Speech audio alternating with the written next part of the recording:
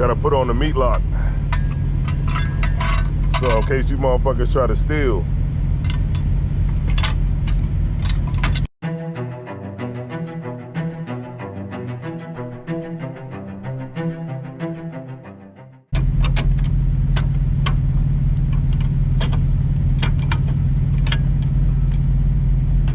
And that's that.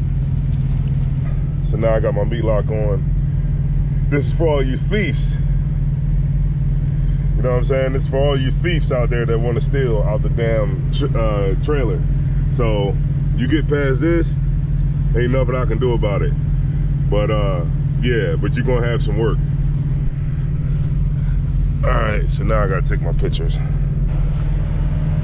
Yeah, that's for all you thieves out there who like to steal shit. Get past that.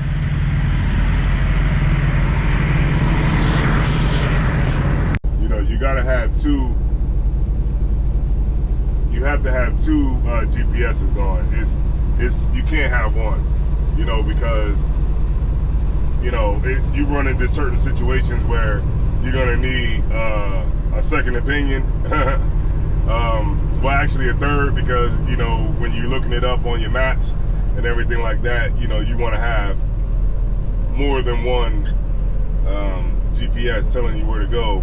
And then also too, when you are following your GPS, also be vigilant. Like, look, you know, if it don't look right, your GPS could tell you, hey, go down this street. But if it don't look right, then don't go down that street. You know, I made that mistake before too. You know, just don't go down that street. So you got to be vigilant. Have two GPSs, and just make sure that you know you don't blindly follow it.